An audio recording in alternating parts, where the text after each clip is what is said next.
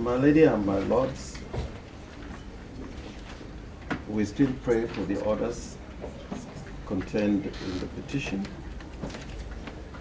And in doing so, we still rely on our written submissions, both sets of written submissions and the oral submissions we've made in court. And in answer to the submissions that have been made by the respondents, more particularly, we have the following to say. And I begin by saying that Kenya is a constitutional democracy.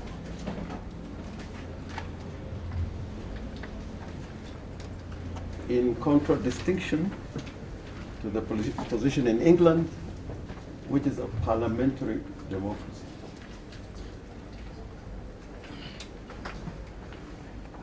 With the monarch at its titular head. In England, the law is what Parliament says it is.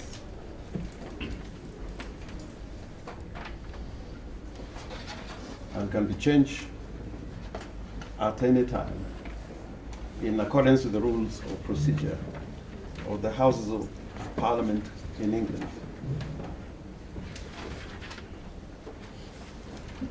In Kenya, the situation is different.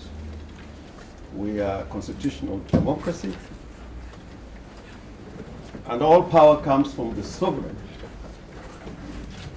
And in Kenya, the sovereign is the people.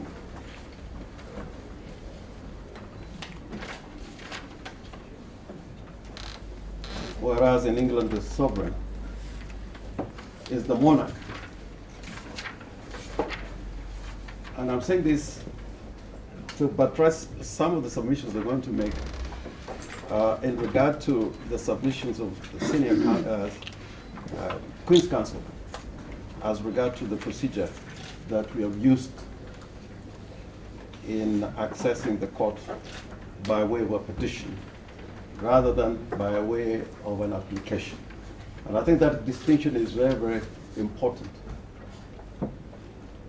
My lords, you would notice that in England, despite numerous conventions, some of them are United Nations conventions, and in the area of human rights, the text that still prevails in England, although nearly 99% of it is not applied as law anymore, is the Magna Carta.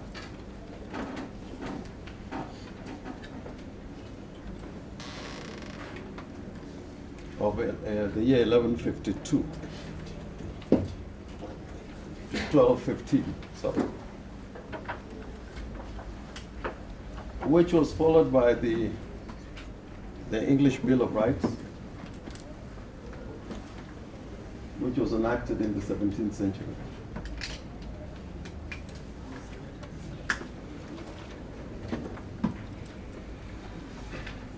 And it's a matter of common knowledge that in the area of Bill of Rights, the court in England have to accede to the European Convention, as opposed to our country where we have a Bill of Rights.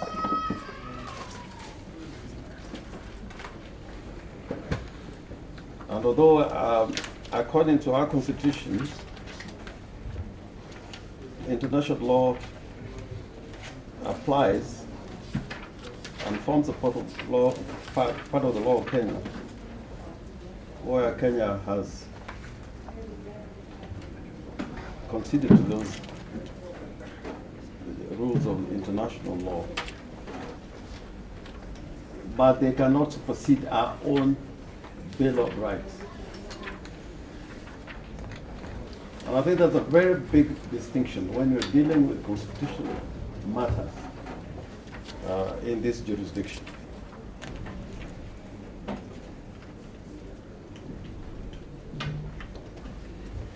And that's why the Constitution of Kenya says no person, not just the citizens of Kenya, no person may exercise or claim or exercise state authority except as authorized under this Constitution. That's Article 2,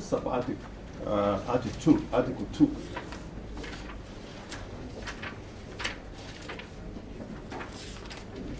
Not just state institutions, but any person.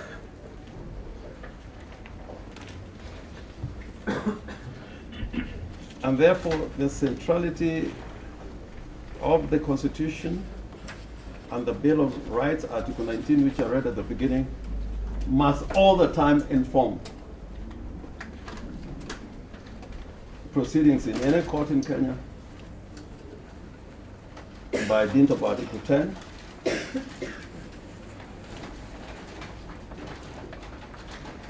and in any application of the law.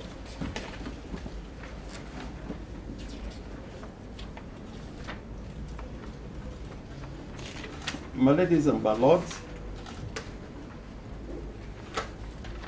I will deal with several issues, some of them which came out during the hearing, during the responses by the respondents.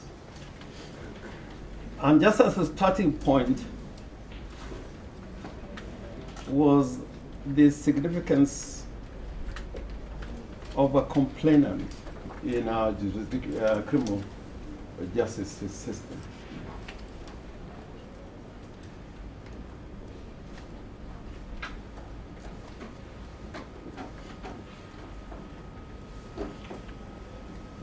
Your Honor, the significance of a complainant flows from an old English tradition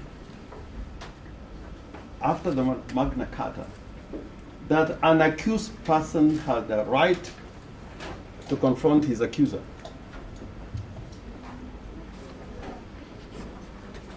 And in England, in the United States of America, it forms the enumerated rights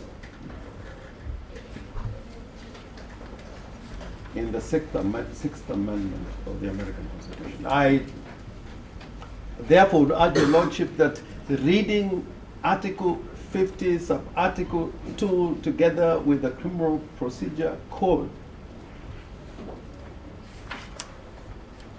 the centrality of the existence of a complainant in a criminal proceedings is critical. And my lords, I know in the Criminal Procedure Code there have been various amendments. And at the time when Justice Harmoni was dealing with the Kangwana case, which we have cited, there was a definition of the word complainant that included the Republic or the prosecutor.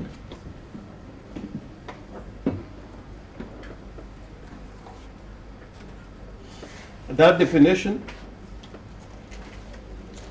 that resulted in many of our courts making the decision, including in the Kangwana case, that there need not be a complainant, because in every criminal proceeding, the complainant would be the state. But I'm saying that was at that time when the law had not been amended.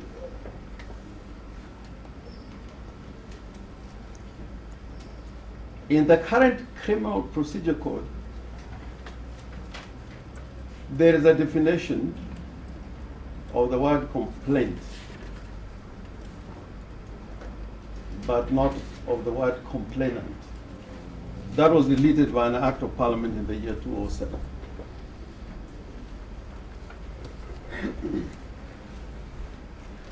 Yet, the centrality of the existence of a complainant in criminal proceedings, particularly in subordinate courts, is a mandatory requirement in law.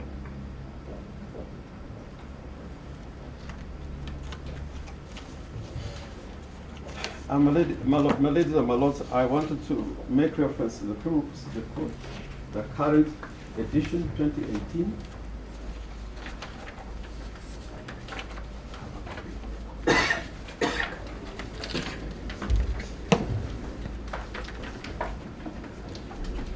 And my ladies and my lords, if you may allow me to begin from Section 89 of the Criminal Procedure Code.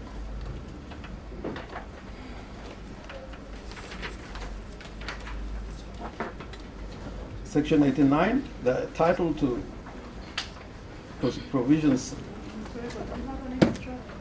Yes, I'll pass some copies, copy there.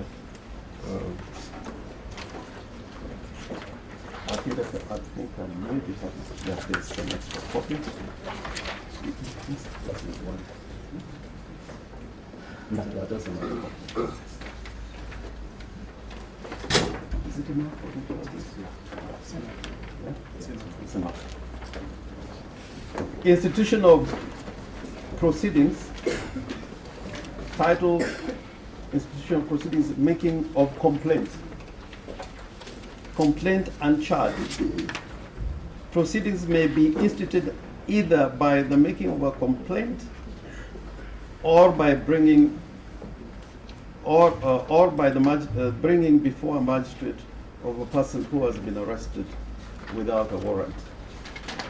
Now, the emphasis there is on the word complaint. That there should be a complaint.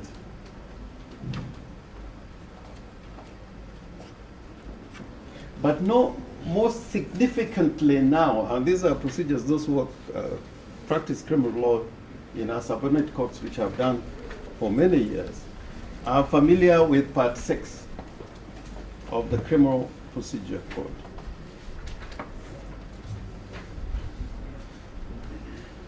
And this is to demonstrate that the idea of a complainant is not an idle idea. It is institutionalized in the Criminal Procedure Code. Mr. Bitter yesterday laid emphasis on this code.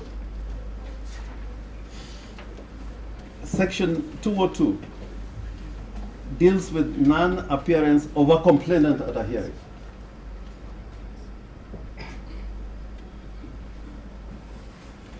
And it reads, if in a case which a subordinate court has jurisdiction to hear and determine, the accused person appears in obedience to the summons served upon him at the time and place appointed in the summons for the hearing of the case, or is brought before the court under arrest, then if the complainant, having had notice of the time and place appointed for the hearing of the judge, does not appear, the court shall thereupon acquit the accused. This has not been amended.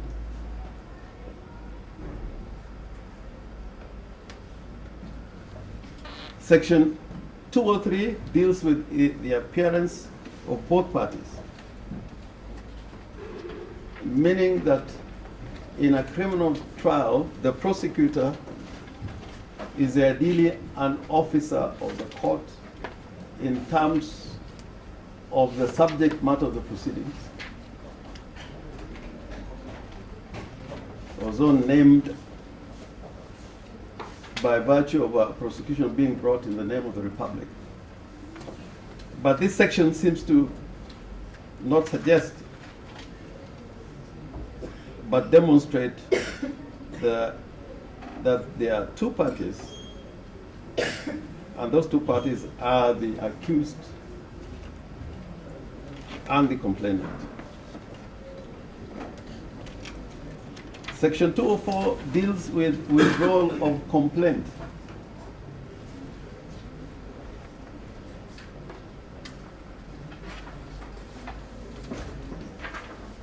And it seems to suggest, under the provision of that section, a complainant is critical for withdrawal of criminal proceedings under that particular section. And then Section 206, all this has not been amended. Non-appearance of parties after adjournment. It doesn't talk about the Republic or the prosecutor, is the accused and the complainant. Now, in contradistinction to this, my lady and my lords, in proceedings before the High Court, a lot of it has been repealed. And my lords, you'll find them running from section 230, part 8 of the Criminal Procedure Code, which begins with the committal proceedings. There used to be committal proceedings, but those were repealed. But I take you to part 9, procedure in the trials before the High Court, section 274, pleading to information. You'd find that in proceedings before the High Court, there is no definition of complainant or requirement of a complainant taking part in the proceedings. And I think that's significant, knowing that the only cases which are tried by the High Court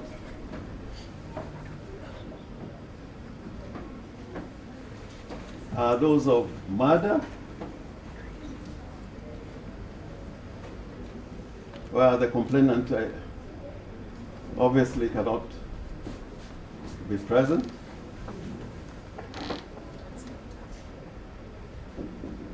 or in cases of treason, well, without a doubt, the only person who can be a rightful complainant in those circumstances is the state. So, my lord, I am trying to put to rest the argument that you cannot have a complainant in criminal proceedings before subordinate courts.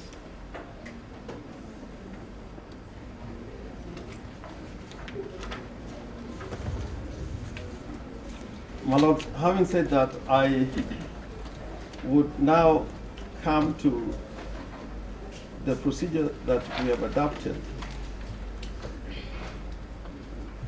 Just off the record, I wanted to say this. My lords and my ladies, if you go to the High Court, the Supreme Court, the court, what used to be court number 1, you'll find a box there, which used to be the jury box. In 1960, there was somebody called Peter Poole, who was the only white man who has been executed for an offense of murder. And before amendments to the Criminal Procedure Code, only white people were allowed to have a trial by jury. And the last jury that we had was after the case of Peter Poole. Now, why I'm saying this from the bar, because sometimes, my lords, all habits die hard. And I want to remember a matter I read in a journal about a trial in England where a lawyer who was used to practicing before juries in England, and in England, even in civil cases, there were trials by jury. That has since ceased. I think it's only in defamation cases, if I understand to be corrected, in civil matters where you have a trial by jury. And this lawyer kept on addressing, because lawyers used to address the jury, because as a matter of fact, the juries were the ones with the authority to determine issues of facts. And he kept on saying, my lord, and the jury. So the judge kept on reminding him that there's no jury. And but he would not stop. Went on, very eloquent gentleman. And finally the judge gave up and said, could you put the lights in the jury box, because the advocate does not believe me. Now, I'm saying this because, there were times when lawyers, even here, who are used to that practice, would find it very difficult to conduct a trial without a jury. And some of us who have practiced law, when the only way to approach the court, when you are seeking prerogative orders, you are confined within the Law Reform Act. Now, I'm saying this because my learned friend, the Queen's Counsel, took a lot of time about the procedure that we have used. And I want to say that the law, since the proclamation of this constitution, judicial review has taken many forms.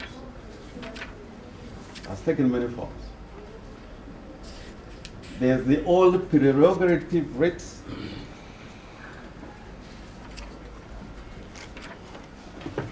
There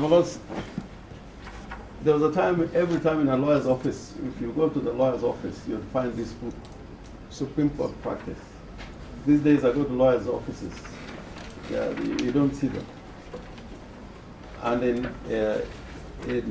reference to the Law Reform Act and the Civil Procedure Rules, you'd find the same order in England, at least at the time when these rules were still applicable here, was Order 53 in England and Order 53 in Kenya.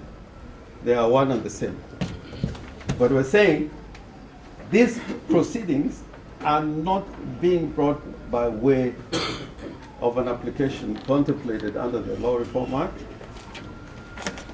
and Order 53 of the Civil Procedure Rules. The Law Reform Act confines the court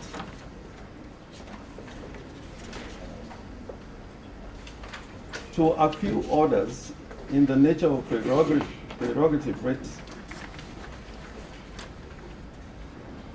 which the High Court can issue in exercise of this special jurisdiction.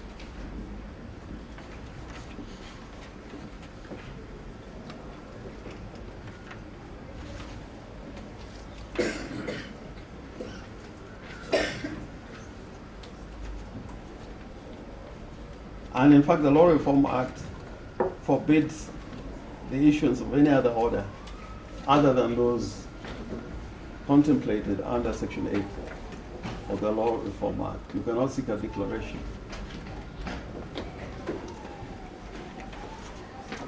You cannot seek an injunction. But since the proclamation of the Constitution, other than the statutory judicial review in the shape and form of the old prerogative writs,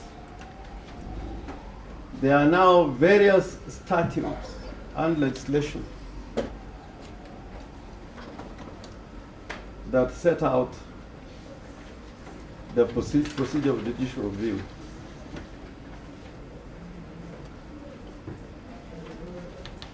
Which is quite apart from the Law Reform Act.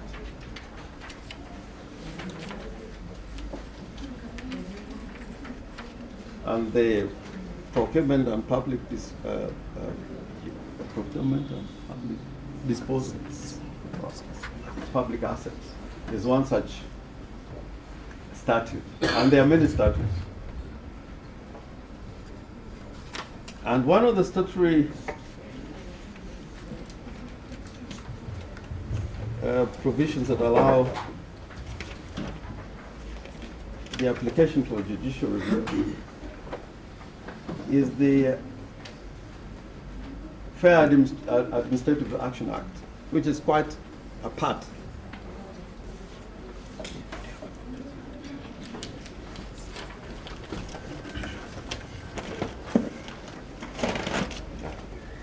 And that act sets out what kind of grounds for review under the Fair Administrative Action Act, that is found in Section 7,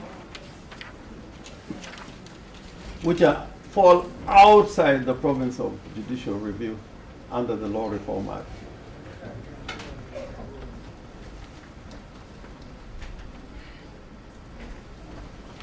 And they also deal with the kind of orders in Section 11, the orders that can be granted under this statutory procedure for judicial review.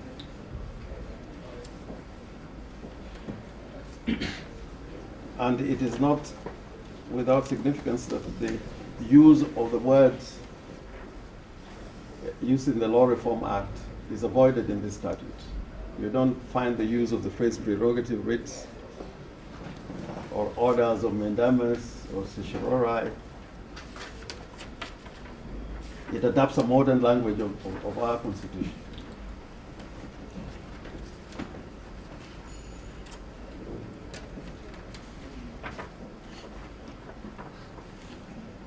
And then, my lords, you also have a constitutional review, judicial review.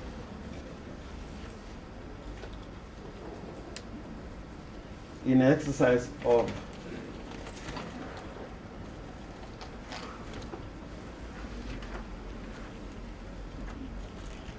the authority of jurisdictional courts under Article 165.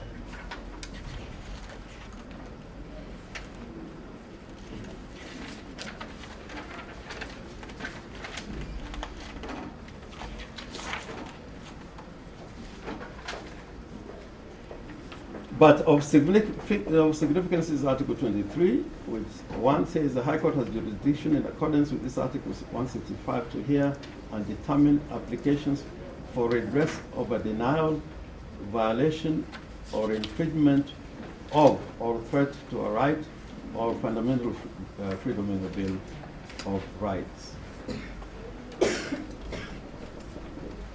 This is a jurisdiction which is only to a very limited extent shared by the magistrates court. Otherwise, it is the High Court which has got jurisdiction, except for those few instances which are referred to shortly.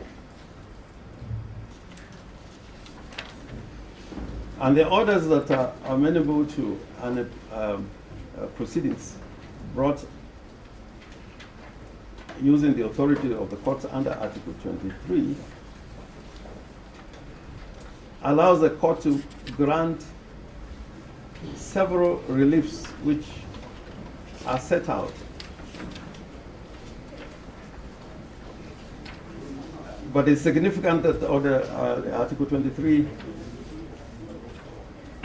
in itself says this is not a comprehensive list of orders that can be granted.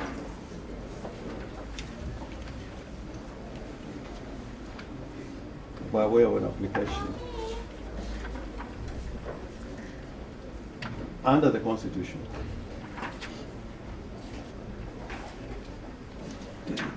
And it submission that they put, a person can either approach the court through an application for judicial review, or can file a petition for the determination of the questions which are set out in Article 23.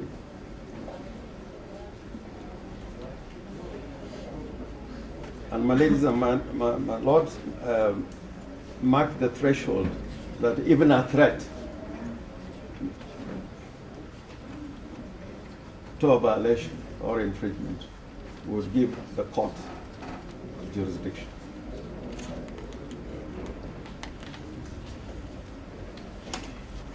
Then in that same article, Article 23, Subarticle 2, Parliament shall enact legislation to give original jurisdiction in appropriate cases to subordinate courts to hear and determine applications for redress of a denial, violation, or infringement. Now, that legislation, my lords, is in place, and that is the magistrates, let me get the proper, the Magistrates Courts Act. And in that act, my lords and my ladies, Section 8 confines the jurisdiction of those courts only to matters relating to Article 25, A and B, freedom from torture,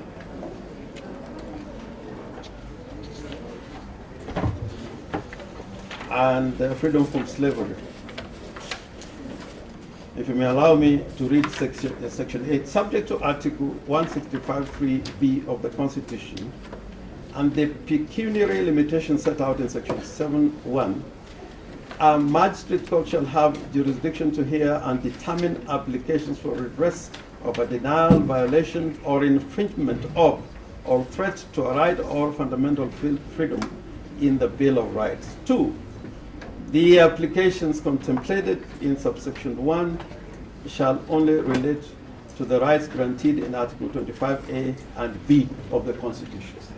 So, my lords, if we were to go to the subordinate court and invoke the cross jurisdiction, alleging a contravention or a violation of the Bill of Rights, we cannot succeed because the court would lack jurisdiction. Now, that would, my lords, then bring me to the petition, because, my lords, and I will not go section, paragraph by paragraph, but, my lords, you would notice that we have made a case based on violations of Article 27, Article 29, Article 50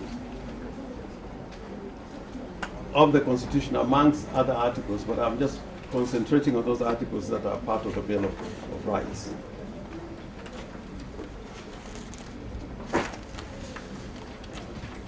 So, my lords, it is proper that we have invoked the jurisdiction of this court because the issues that we've raised in the petition cannot be dealt with in the trial court, including Article 50.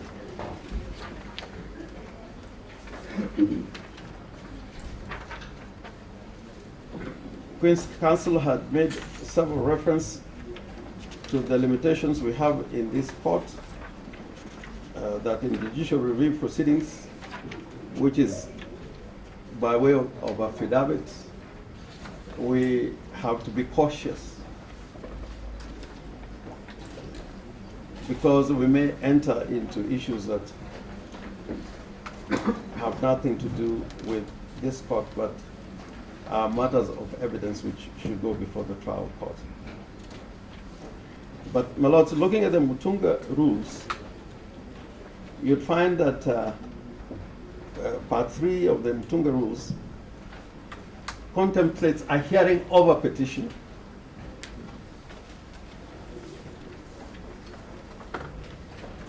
and unless otherwise directed by the court shall be by way of affidavits, written submissions, or oral evidence. So, insofar as the petitioner has a duty and a responsibility to prove that there has been a violation, this court is actually conducting a hearing, exercising the special jurisdiction of the High Court, donated by the Constitution and the Mutunga rules.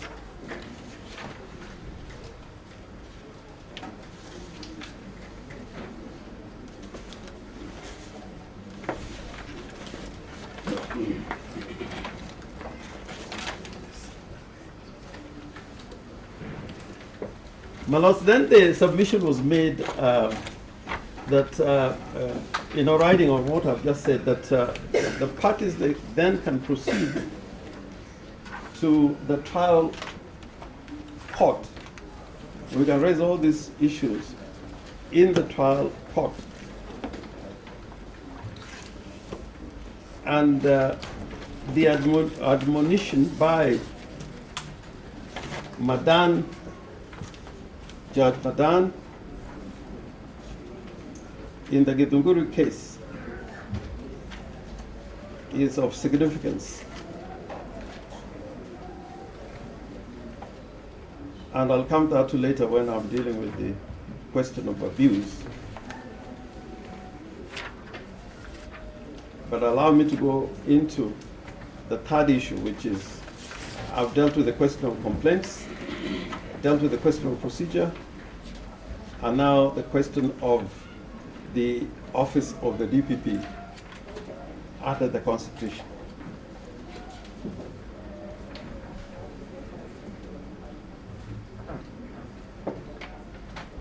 My lords, before the enactment of Constitution of Kenya 2010, the Director of Public Prosecutions was the Attorney General.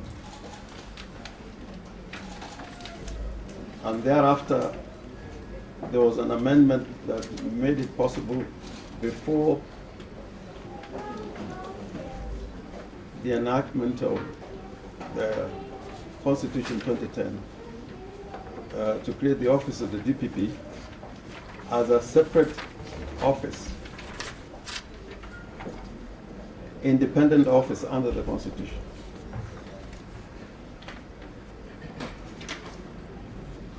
And the argument was made that we should worry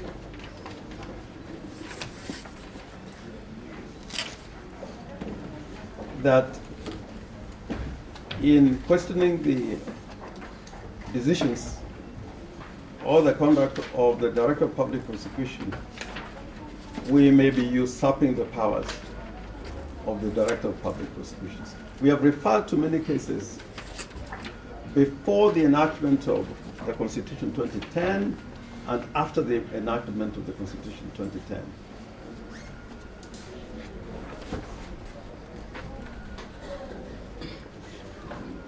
Where the court held that the conduct of the Director of Public Prosecution was still amenable to review by the High Court.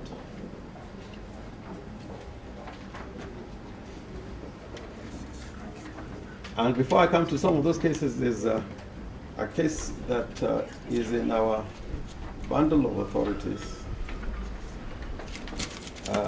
The supplementary bundle of authorities.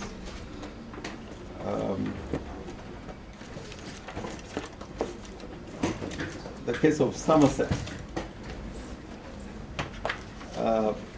It is referred to first in our written submissions.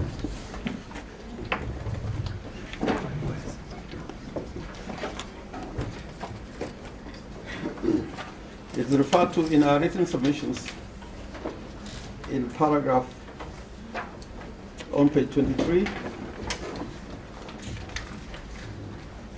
paragraph 56.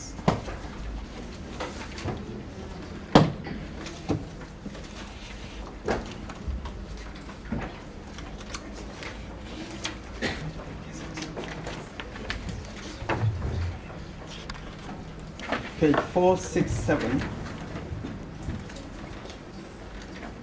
of our bundle of authorities, the second bundle.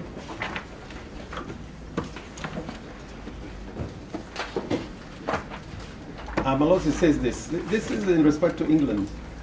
And I think this is significant, making the point that there is nothing which can be described as unfettered discretion.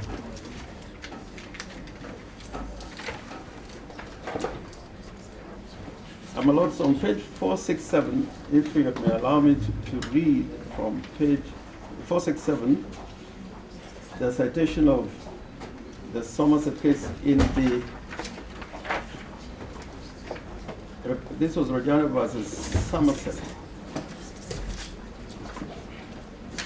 And the quotation in that case comes from Professor Sir William Wade, QC, in his book known as Administrative Law.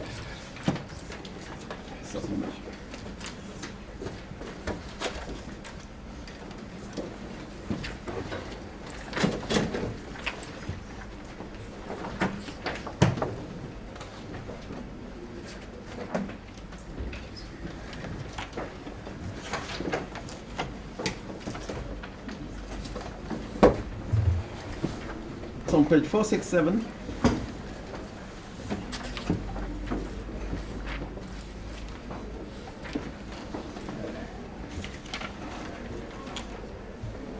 and my lords, it reads as follows.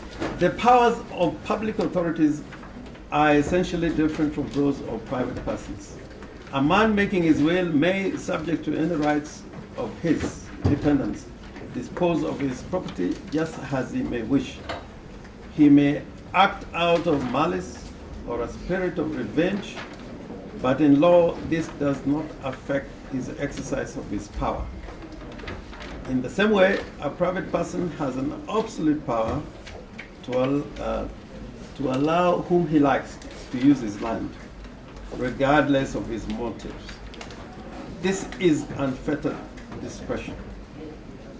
But a public authority may do none of these things unless it acts reasonably and in good faith and upon lawful and relevant grounds of public interest.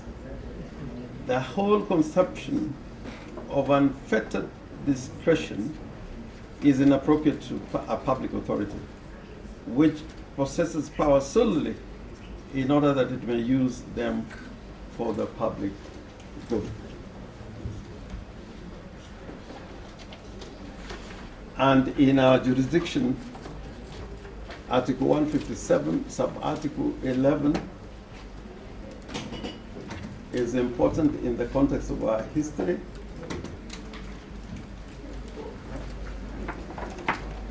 Because that particular provisions in the Constitution was supposed to cure a mischief that in the context, history, and circumstances of Kenya justified limitation of the powers of the Director of Public Prosecutions.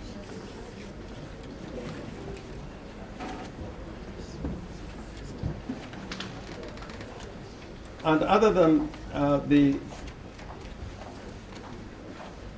Constitution itself, under Article 157, sub-article 11, subscribing the powers and authority of the Director of Public Prosecution, the Office of the Director of Public Prosecutions Act similarly spells out guiding principles for the exercise of that office.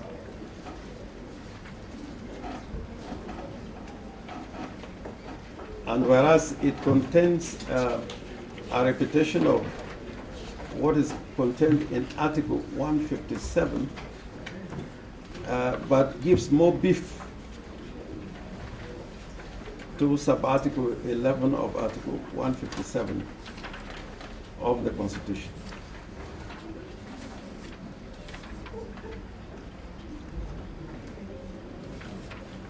One of those things that is required of the Office of the Public Prosecution, the Office of the Director of Public Prosecution, is to have a prosecutorial policy.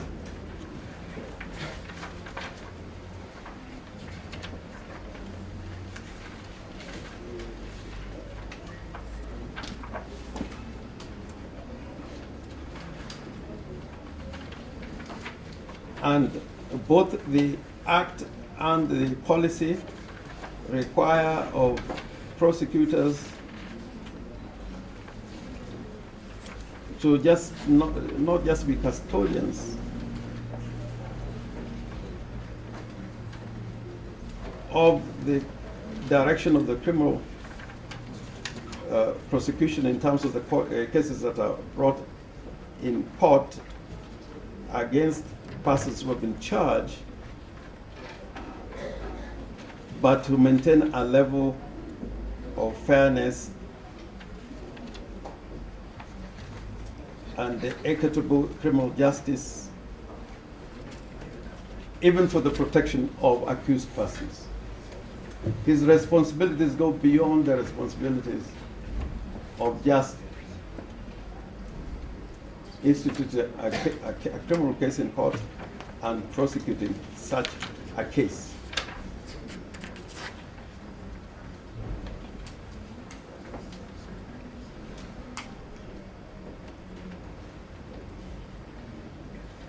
And that is why we are saying that in making the decision to prosecute the petition was not guided by the Constitution, the Office of the Director of Public Prosecutions Act, and the case law that has emerged over the years in this particular jurisdiction. Now, the requirement of a national prosecutorial policy was noted in the case of Republic versus the Director of Public Prosecutions versus Praxidis and others. The relevant parts of that judgment are found in page 200 of our second bundle of authorities.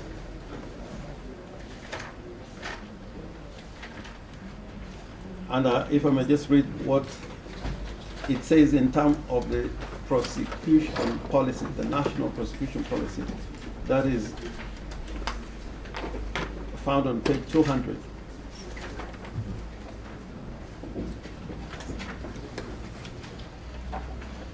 That the public prosecutors, I don't know whether we have to get that my notes in ladies, page 200. Of the initial bundle, sorry. Initial bundle.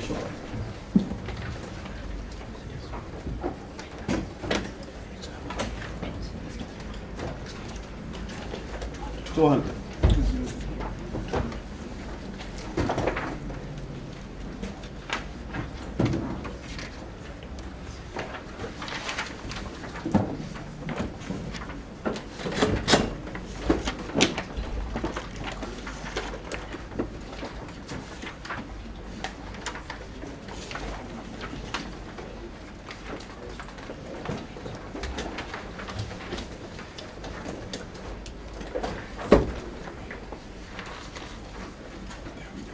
Yes, my lords, if you're together, there's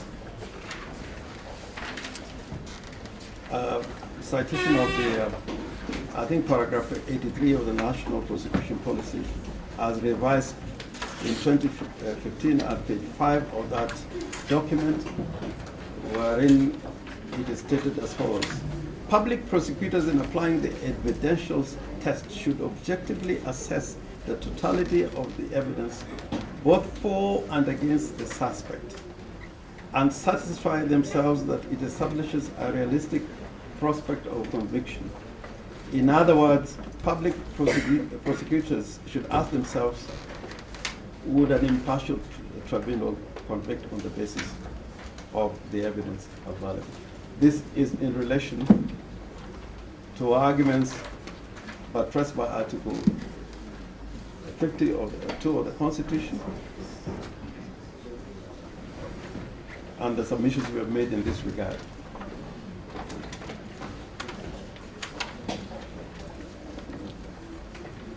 And then it goes on to paragraph 84 of the same document. Prosecutors must be satisfied that there is sufficient evidence to provide a realistic prospect of conviction against each suspect on each charge. They must consider what the defense case may be and how it is likely to affect the prospects of conviction. A case which does not pass the evidential stage must not proceed, no matter how serious or sensitive it may be. Now, my learned friend, Mr. Harvey, will relate what happened on the date when the petitioner was arrested and when she recorded her statement. And our submission would be that in those circumstances, the DPP was not in a position to evaluate the evidence that was extracted by way of statements under inquiry, nor was opportunity given to the petitioner to offer evidence in circumstances where the petitioner would be in a position in circumstances where she was a free agent. She was already under arrest. and it was not quite clear that the next stop was going to be the criminal courts here in Milimani. So the case we are trying to make that it is no longer tenable for the Director of Public Prosecution on account of merely receiving the story of a complainant, whether it be the state or any other person, to rush to court before giving the suspect or the person subject of, to investigation an opportunity to give the alternative side of the story before a final decision is made.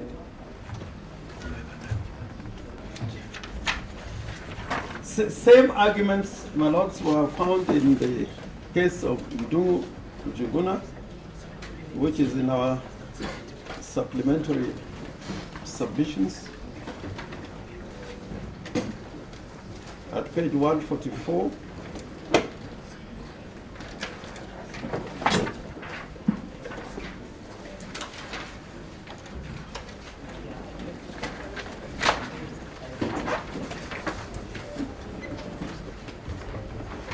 A recap of what I've just read from the other case on page 144. And at page 146 is again at paragraph 24 of the judgment, a statement of the court which is a basis for the next point I want to make in the matters that I'm dealing with. My lords, if you are together at paragraph 24, I think this is the judgment of Justice Gidinji, and it says, the charges against the appellant were largely dependent on documentary evidence and most of the facts were not in controversy. The High Court was called upon to find out whether or not the omissions allegedly committed by the appellant prima facie constituted the alleged criminal offenses under the procurement law. A decision on that issue could have been made without embarking on a trial by scrutinizing the documents and upon consideration of the circumstances of the case and the law. In my respective view, the High Court erred in law by failing to scrutinize the charges. This is now the second limb of the point I'm coming to. That the High Court did not scrutinize the charges. And my lords, in saying all this, of course, there are other authorities we are relying to, which we refer to the Onguto case, the Onguto decision, Judge Onguto, which we referred to already. But in respect of scrutinizing the charge, we made the point that a charge is the foundation of a criminal trial. Is so significant that in section 89 and section 207, the Criminal Procedure Code sets out how a charge at the time of plea should be dealt with by the magistrate. And the point is that that charge should not only conform with the requirements of the Criminal Procedure Code, but in our submission, should accord to the provisions of Article 50 of the Constitution.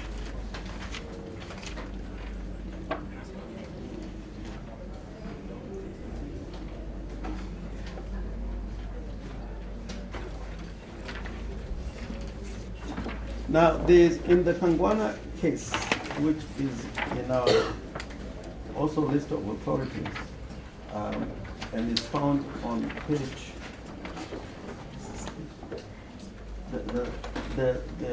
the initial written submissions. The Kangwana case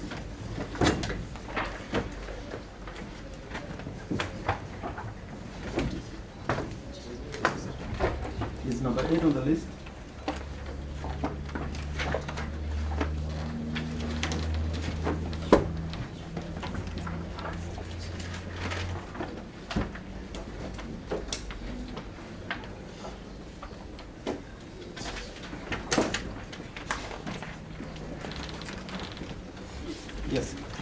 My Lord, the Justice Harmony started by examining a case which went, a different case which went before the High Court. The case of Amrit Singh, which is found on page 6. And I'm referring to this page only to make the point that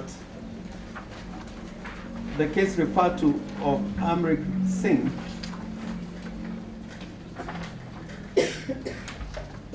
gave a legal justification for a trial court and even the High Court on a review to scrutinize a charge sheet.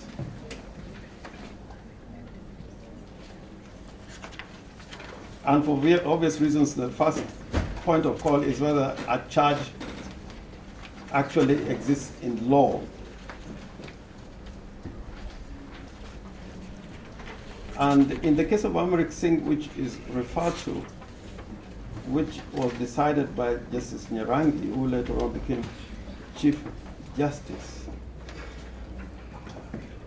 and a Court of Appeal judge. Oh, sorry. I was thinking about yeah, he was a Court of Appeal judge. I appeared before him many times. It was just a slip of the tongue. Now, they made the point that it is right that an objection should be made to a charge sheet, and the accused person was not allowed to make an objection to the charge sheet. And without going through the entire reference with that case, which is found in page 6 to page 11, their position was that a charge sheet that did not disclose an offense could not form a proper basis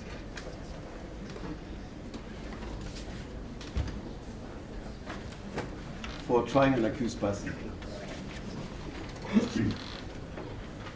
And although the trial court declined to agree with the accused person, when the matter went to the High Court by way of judicial review, the charge was quashed.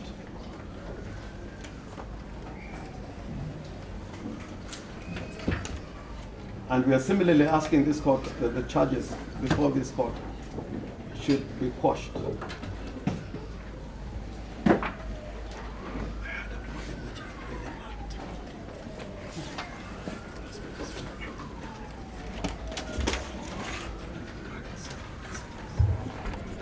Harmony was dealing with, the question arose whether evidence should be allowed in the proceedings challenging, judicial review proceedings challenging a case before the trial court, the charges before that court. And it was the judge's position that the court was entitled, the High Court was entitled to look at the evidence on record to determine whether there was abuse.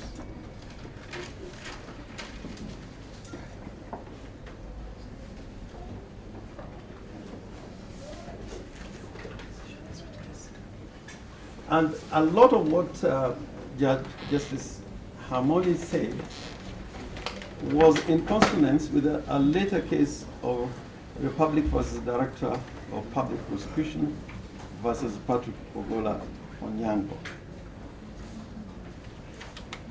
And the long and short of it is that in these circumstances, we're inviting this court to establish whether there is evidence of abuse, but more particularly because of the matters I was dealing with, under Article 50, Article 2 of the Constitution,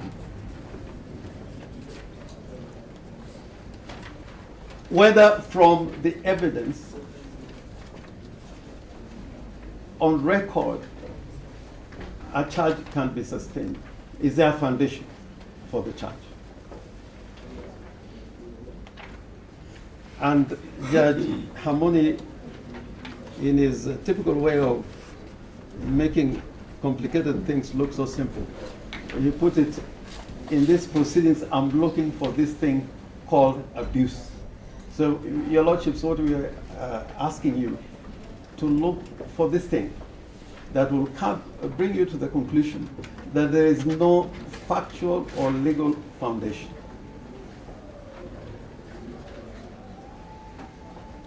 And so far, looking at the evidence and the charge sheet, first on account of the two offenses, count 1 and 2,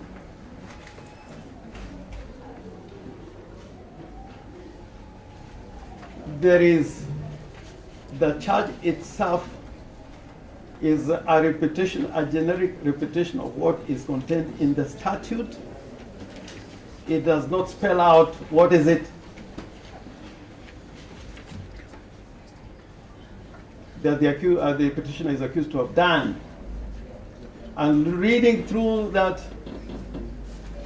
evidence which has been made available even by the respondents, we are left to speculate, is it the letter on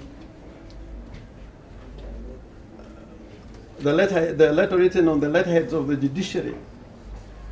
Is it going for the funeral? What was improper? Because all those were contained.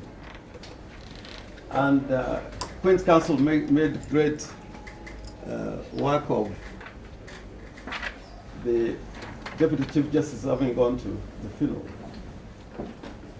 It came out in submissions. Or is it that he persistently appeared in the office of one called Mahmoud? What was the improper conduct? Looking at the particulars and the evidence, one is left to speculate. And the second point on count 2, as we have brought out in our earlier submissions, and we repeat, that it talks about an inducement to the receiver manager, one called Mahmoud. And when you look at the material before the court, what was the inducement that was applied in the mind of Mahmoud? There's no factual basis for that.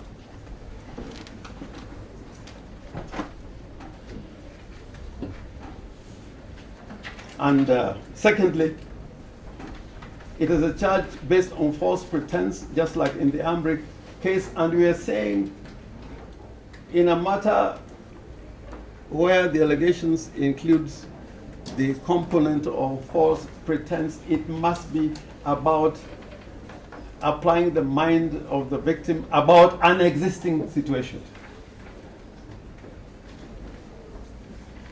Again, from the evidence, my lords, you will deduce that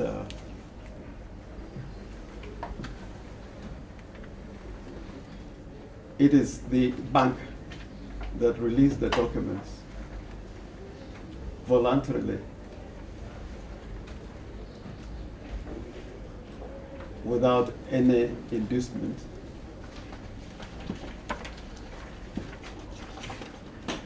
So the question of the undertaking in that regard is misplaced insofar as the bank itself, being the institution that advised the interested party to come out to make an undertaking, electing by itself to release the titles.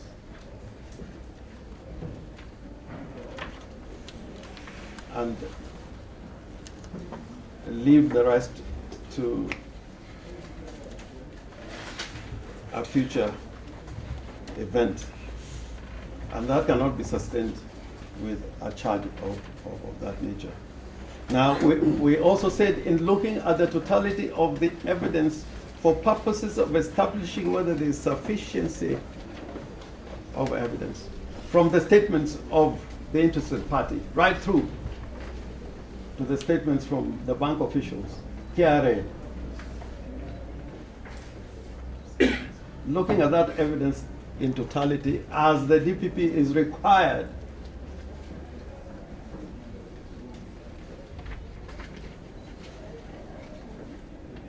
the substantial volume of that evidence was actually exculpatory, as we said before.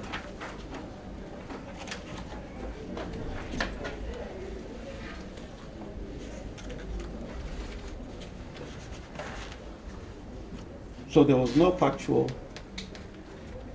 and legal foundation, and no legal foundation because in our examination of the Ethics and Anti-Corruption Commission Act and the reference that we made to that statute, there has been no answer to our submissions, in the sense that it was our submission that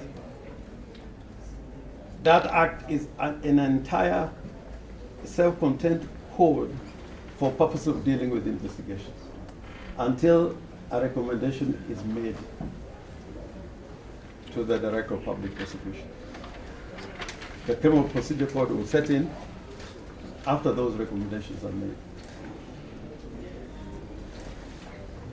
And if at all the participation of the commission was not required, then the charges should not have fallen within the ASECA statute.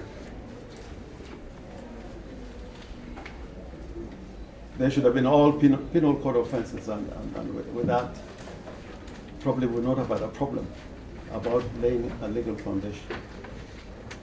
And more particularly, my lady and my lords, for the submissions that we made, that act has several objectives, including recovery, including alternative dispute resolution, including asset retrieval,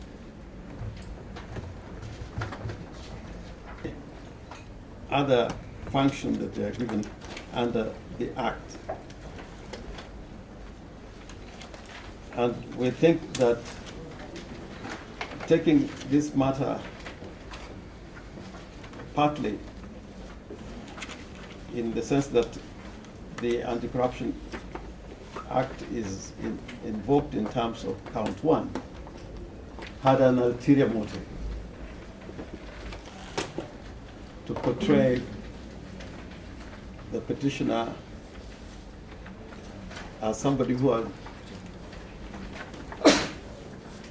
committed an offense of corruption and economic crimes, and not ordinary penal code offenses. And there has been no answer to all this.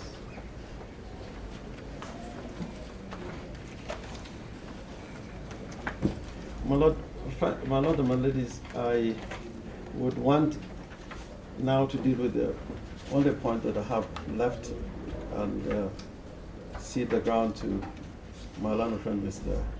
Happy, is that Article 50, sub-Article 1 of the Constitution, my Lord, if you read it, you'll find that there's a proposition there about using appropriate fora or tribunal, that this is found in the Bill of Rights,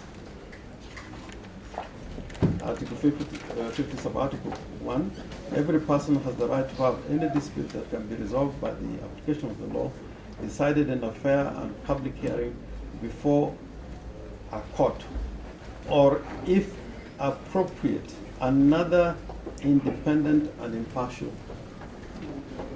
tribunal or body, if appropriate. And we are saying, in line with the submissions that were made and the submissions that came from the amicus, there was another appropriate body, being the Judicial Service Commission. And if the matter would have gone beyond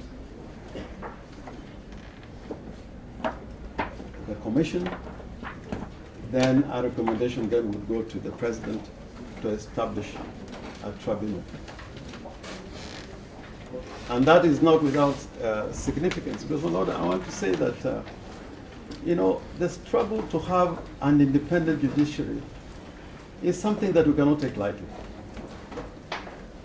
The tensions that exist between the three arms of government historically has led to the removal of the independence of judges. And in our own jurisdiction here, judges have suffered for making decisions which are not to the liking of the executive. I know in some jurisdictions like Pakistan, judges go out to fight for this space. There was a time when the Chief Justice of Pakistan was out there in the streets to protect the independence of the judiciary. I'm a lot in single moments when I try to be happy with myself. When the independence of judges were being removed, I was there in Parliament and had the arguments why the executive was desirous for the removal of the independence of judges. And the context and circumstances in interpretation of the Constitution is a matter which now is part of the law of the land. The jurisprudence that is merged at that context, you cannot ignore it. And therefore, the work of judges being a hazardous job, this case, in another 20 years, we'll come to look at it again. I'm saying this with the entire respect. What did the judiciary do for itself to protect this fundamental feature in our Constitution to provide independence to the judiciary, including the establishment of a separate fund and the establishment of the Judicial Service Commission.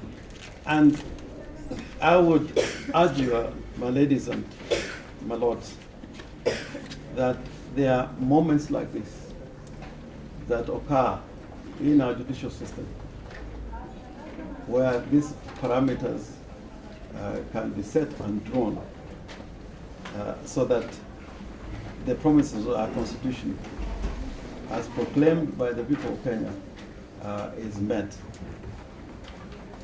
And I'm saying this because not only the Judicial Service Commission, and Mr. Harvey is going to deal with this in extenso, but even in the contemplation of the law of the land relating to banking, they have set up clear procedures where loans are granted without security. There's clear procedures, and that is found in Section 11 of the Banking Act, restrictions on advances, credits, and guarantees. And it is interesting to note that under subsection 3, the person is to be punished is not the customer. If a question like that arose, it is the banker. It is Gatere, the so-called witnesses who should have suffered the consequence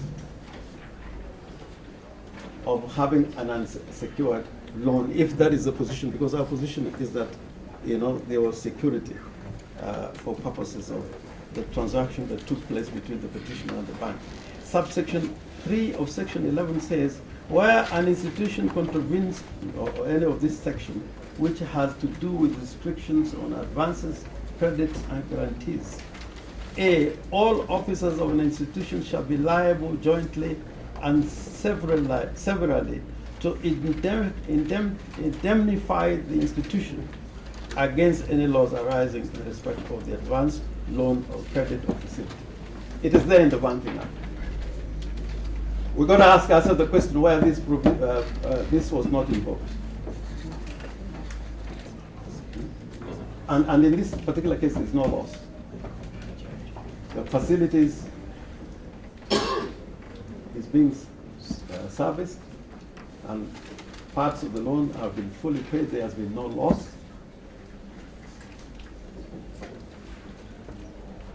But you say there is malice, ulterior motive, where those responsible for that decision are now to be brought to the court as innocent parties without the application of the Banking Act.